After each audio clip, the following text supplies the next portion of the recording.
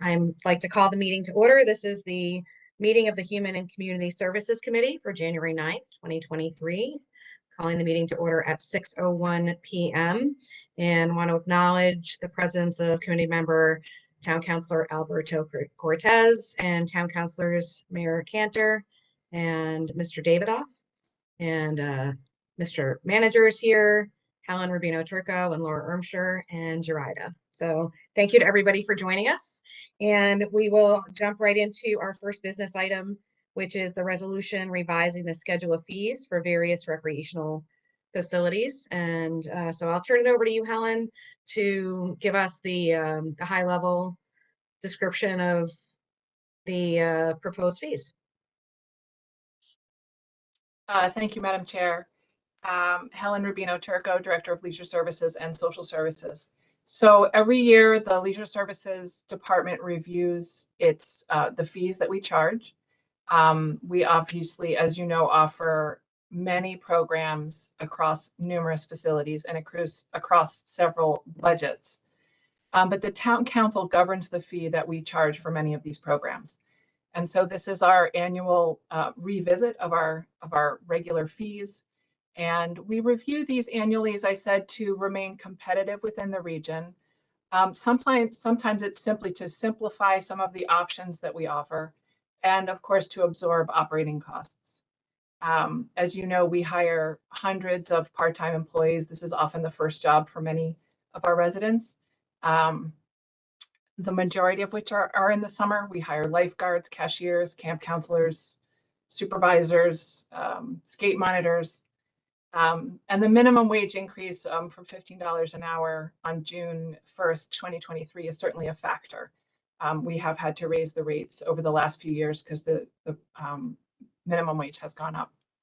All of the facilities, the 4 facilities that we're recommending changes in this year are all in the enterprise fund. So these are facilities that are intended to cover their costs.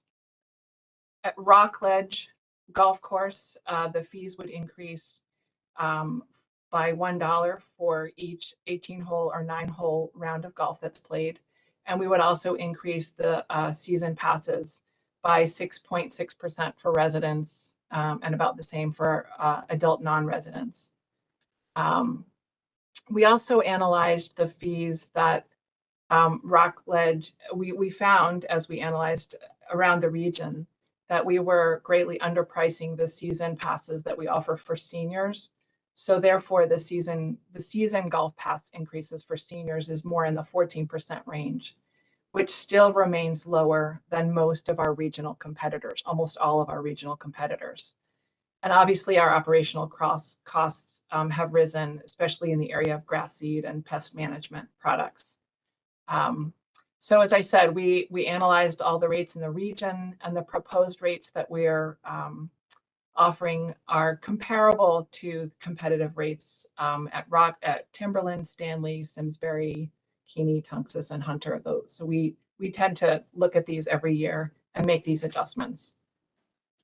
If we look at the rate increases based on the usage in 2022 season, the proposed increases would generate an additional about $53,000 for Rockledge.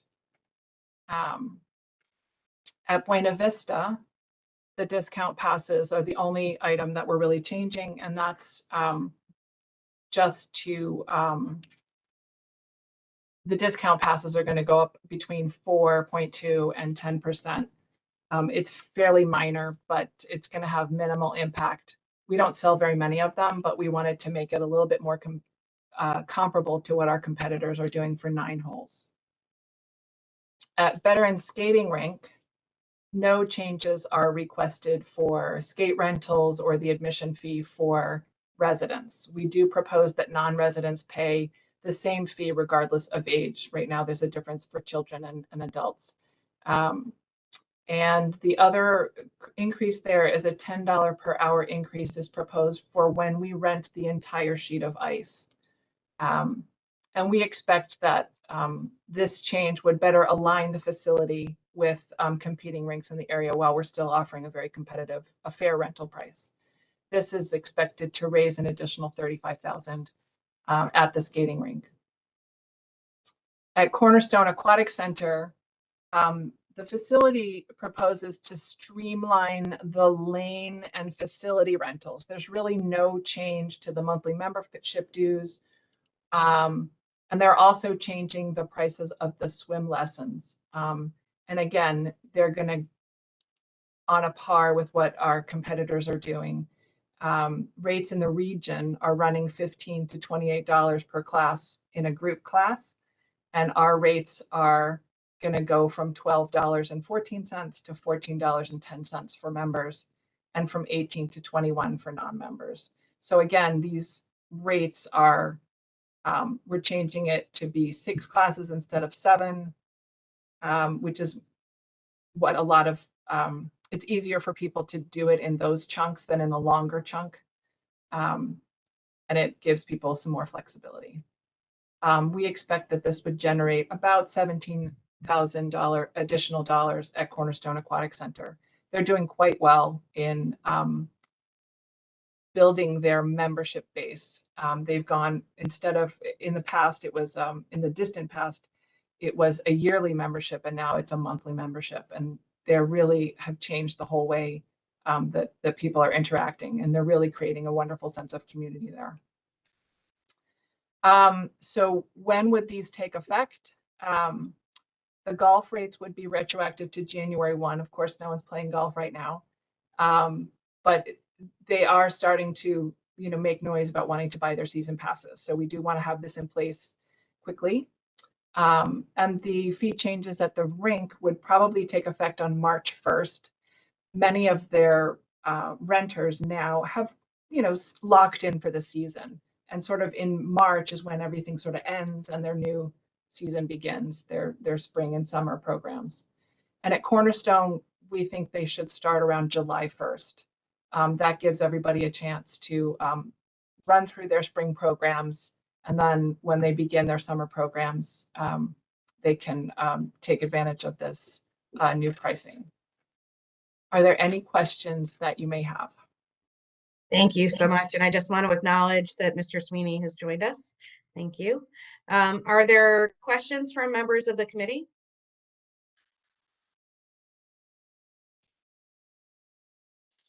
And other members of town council? Madam Mayor, Mr. Davidoff, any questions for Helen around the fee increases or proposed fee increases?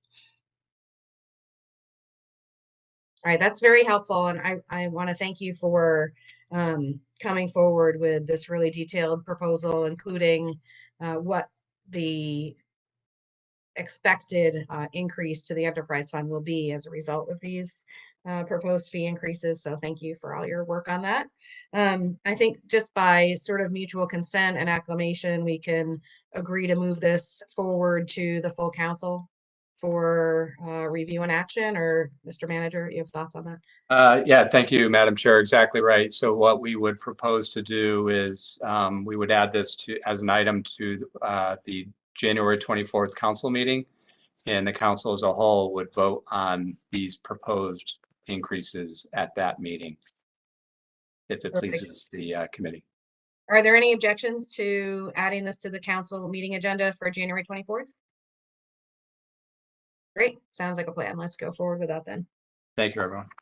Thank you. All right. Thank you for that. And our next item is a resolution amending the FY 22-23 budgets of the CDBG fund and the capital projects fund. And I think, Helen, is this you again? It is. Thank you, Madam Chair. As you know, the town of West Hartford receives funding every year from the United States Department of Housing and Urban Development, HUD, in the form of community development block grant funds. And we have identified, either through community outreach or through from staff recommendations, various projects that could be funded by CDBG, whether they are a project that improves a low to moderate income neighborhood, or if it's a project, for example, that facilitates ADA compliance, or anything that helps citizens with disabilities. And we identified several projects. One is at Kennedy Park. The bathhouse there has been designed and went out to bid. But like many of our capital projects, it came back much higher than we anticipated. And so we had to look at other projects that we were funding with current CDBG funds. And we recommend that one project be delayed and another project be canceled. The one that should be canceled, we have to cancel because it is some work that we wanted to do at Spicebush Swamp, but we were advised that because of its location in a floodplain, we can't use those funds for a handicapped accessible project that we wanted to do. So we will fund that separately, but it isn't eligible for CDBG. So that freed up the $84,000 there. And the Walcott bathhouse restroom project is also for ADA compliance, but it's still in design. We haven't even put it out to bid yet. And so it makes sense that we could delay this project. And when we receive additional funding from HUD, we could reconsider adding that back into our list of projects. But this means that this project at Kennedy can move forward without delay. Thank you for that explanation. What questions do members of the committee have about this? So we're basically moving some funding around in order to fund different projects than originally anticipated. Mr. Sweeney, Mr. Cortez, any questions? No, Madam Chair, because I came late and I apologize for that. Is it possible to ask Helen a question on the fees just really quickly? Go for it. Sorry. And I apologize for that. So Helen, just kind of like back of the napkin numbers on the fees. I was looking at the swim rate, and that's like a 25% increase. It seems kind of big for swimming. You're looking at like a percentage jump for the day rate. And just kind of want to get an idea of like why 25%. I mean, we've been looking at all types of different rates of inflation. You know, I don't see any number at that level, but Sure, I'd be happy to answer that question. Thank you, Mr. Sweeney. So for the group swim lessons, basically we're going from $12.14 per lesson to $14.10 per lesson, and this is a group lesson. So basically what we were doing before was we had a price that was for 7 lessons and we're moving it to 6 lessons. When we look at what some of the other places are charging in the region, we are much below. And this is not the lessons that we're charging at our outdoor pools. This is what we're charging at Cornerstone Aquatic Center. yeah, I'm talking about, part of me, I didn't specify the non-member fee. So a resident public swim. So it's going from $10 to $13. Oh, I'm sorry. Yes. Yep, that's what they're recommending. This is something that they do want to encourage people to consider becoming members. But it's still less expensive than going to the movies or other activities that families might do. No, I totally hear it. The percentage increase is kind of large. You have on the residential swim for a child, you're going from 7 to 10, 15 to 18, 10 to 13. I mean, these are 24, 30% jumps in rates in that. That seems like a really large jump in any kind of rate. If you were if I were at my business to be like, hey, I'm charging my clients 25% more this year, they, they tell me to take a hike. So I just kind of want to know how Sure. we're getting to these type of increases. Like the golf numbers, those all make sense. Those are pretty gradual. And I would actually argue that there's probably more built-in costs that we're not seeing in that space. One of, Um, I'm sorry.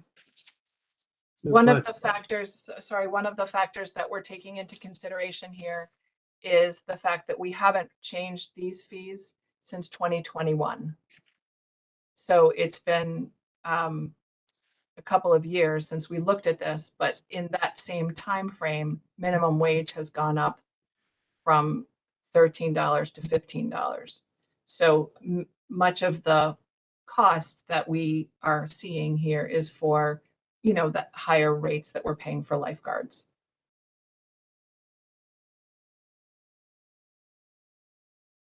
Yeah, If you'd like us to look at the fees again, we can certainly do that and come back. We have time. And just the swimming is, folks that are using our public pools are the ones that are the most likely to be closer to hardest hit by the economy because they're using our public pools. They have less likely to have their own access to their own pool or a private pool or something they can get into. So these types of kind of fare increases are going to be felt pretty substantially by, I would say, by the families that are using them. Because I would argue that, and I'm pretty sure the numbers don't lie on that, but like your middle and upper middle class families are the ones that are getting smoked by this economy the most. And to just have these types of fees go up on them, I understand. Like we got costs too on the town side. I just kind of would, I'm not really understanding a rationale for a 25 to 30% increase. I totally understand, a 10% increase or a 15% increase, but you're looking at 25, 30% increases on the swimming. When outside of the minimum wage, I mean, I think most of our lifeguards get more than minimum wage, if I'm not mistaken. So, I'd like to know how the minimum wage is impacting our pools. I understand from your side on the recreational and the camps, like if you had to tell me, which we were also going to probably see at some point too, those fees are going to have to go up. That makes sense to me, but sorry, I think that.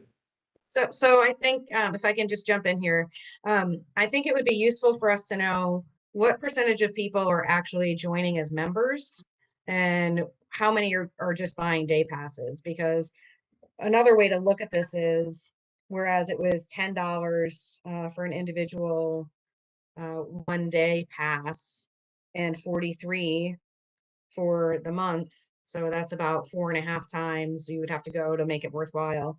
Now it's going to be $13.43. So it's a little bit closer to making it more worthwhile to have a membership. So I think it could be useful for us to find out how many people are buying memberships versus just coming in 1 day here, 1 day there. I would be happy to revisit this with the facility supervisor and get a better idea of how many people this would actually affect.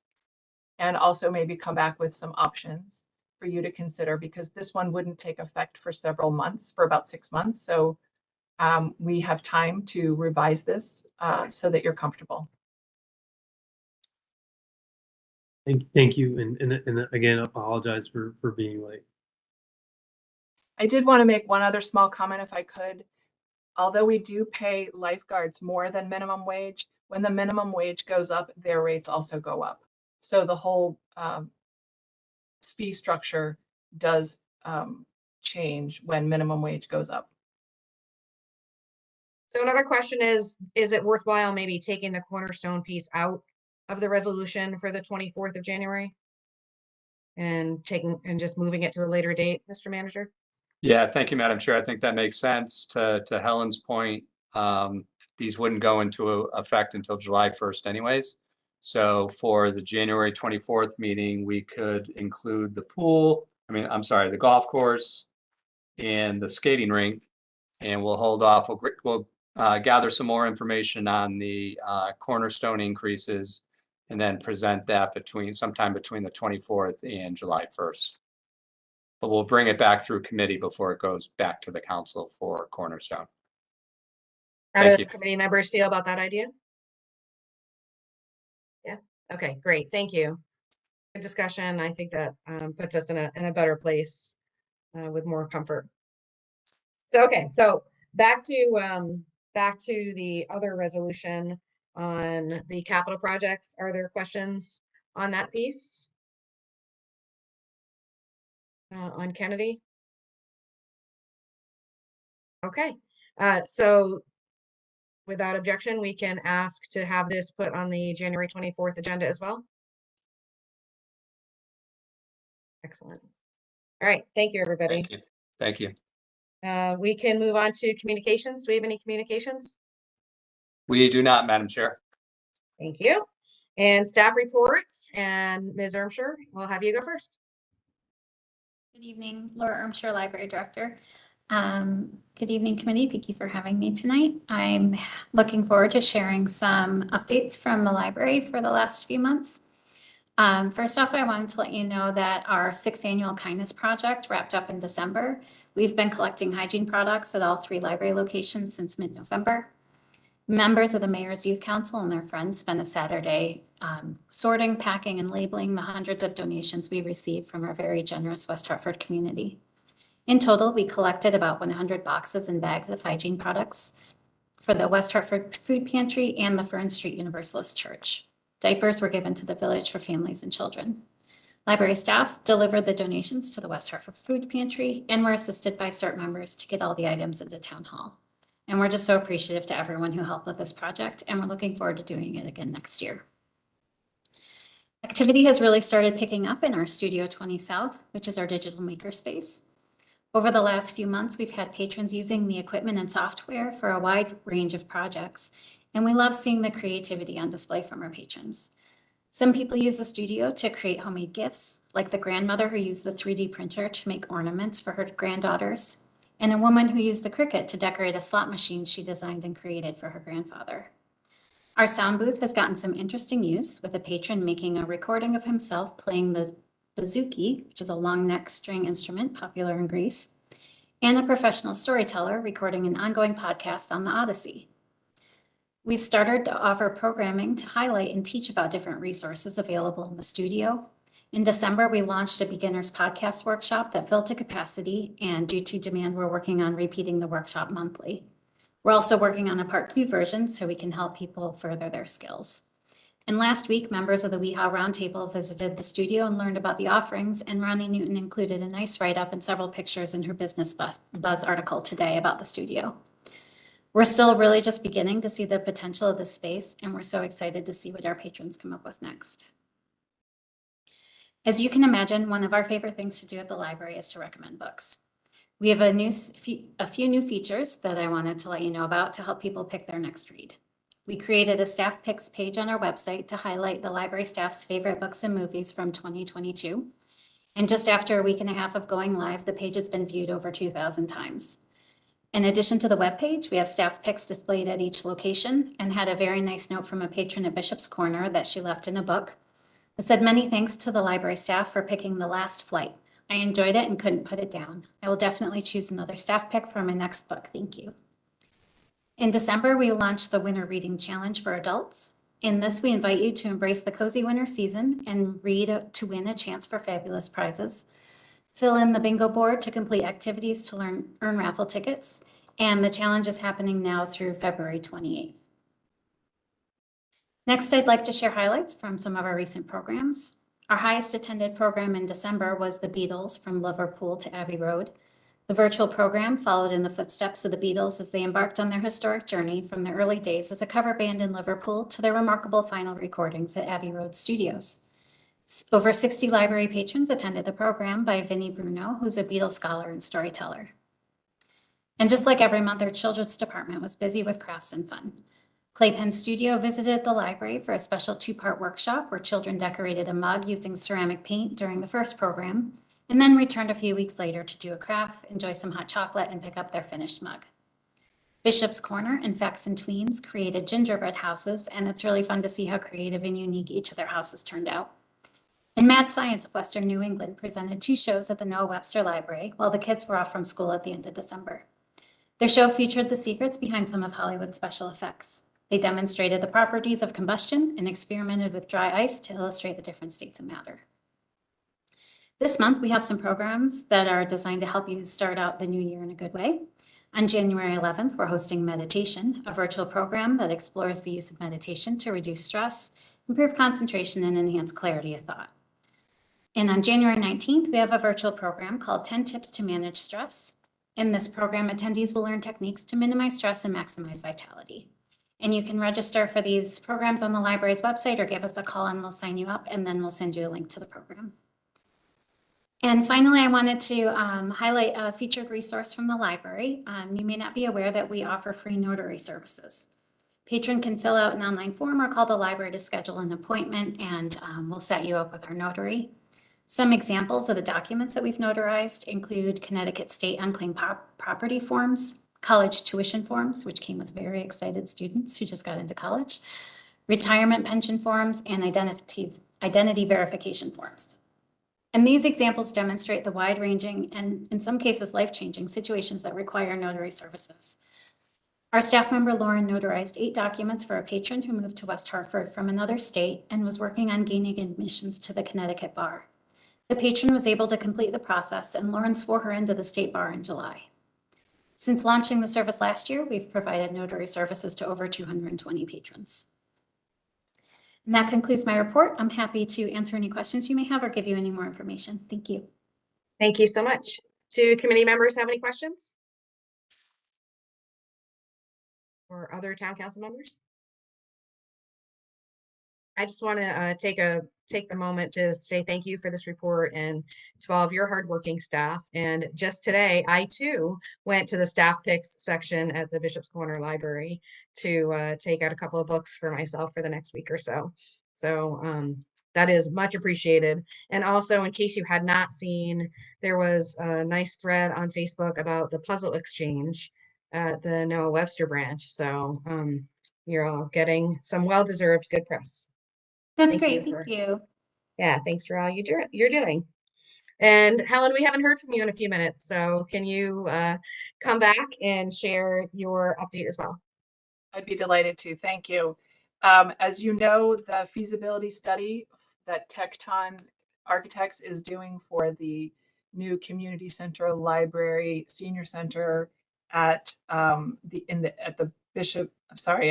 100 Mayflower Street address is wrapping up. They plan to make a presentation, I believe, at the Wednesday, January 18th, a combined meeting of multiple subcommittees of the town council. Is that right, Mr. Ledwith? We're going to work through, we still have to work through the town councilors, Helen. So yeah, so I'll talk to Leon on the side as well as the mayor. Very good. Thank you.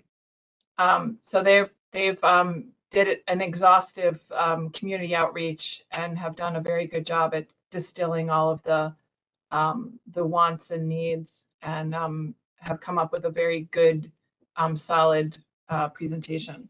So I look forward to seeing that. I also wanted to let everyone know that the spring summer programs will open for registration on February 1st.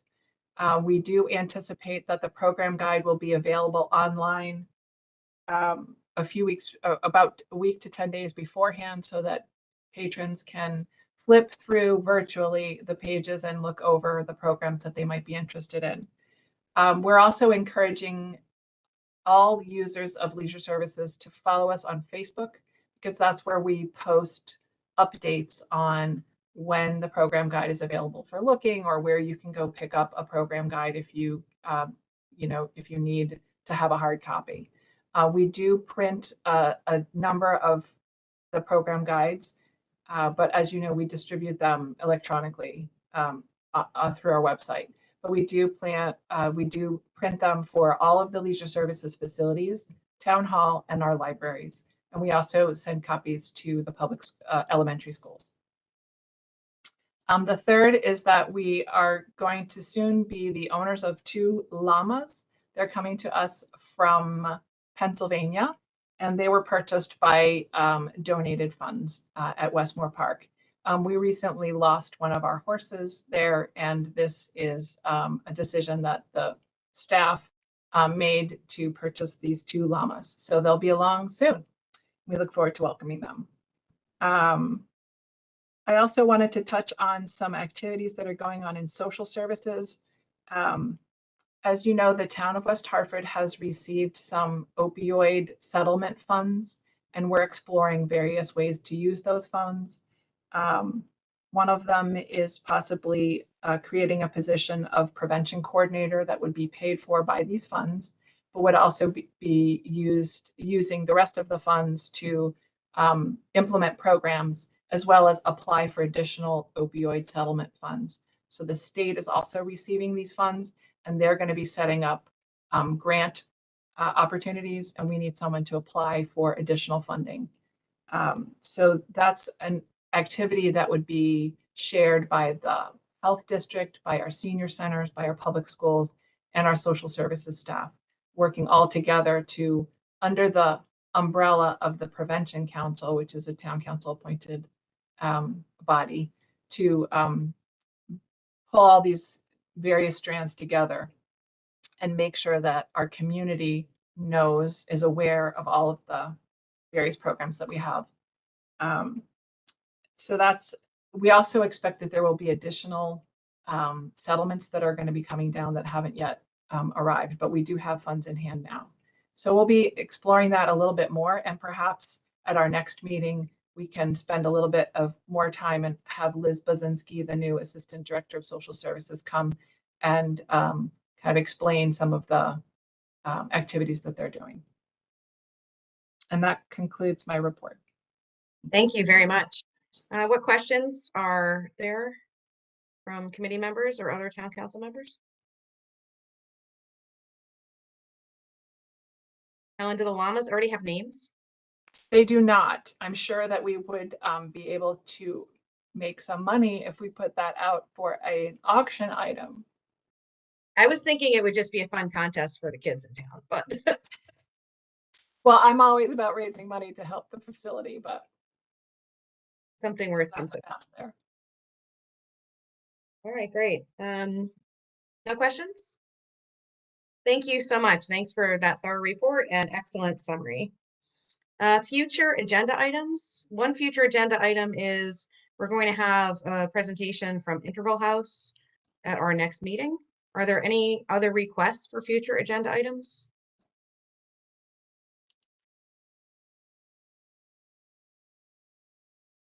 If not, are there other items to bring up today? Our next meeting is Monday. When is our next meeting? Hold on, sorry. Monday, February 13th. Just double check.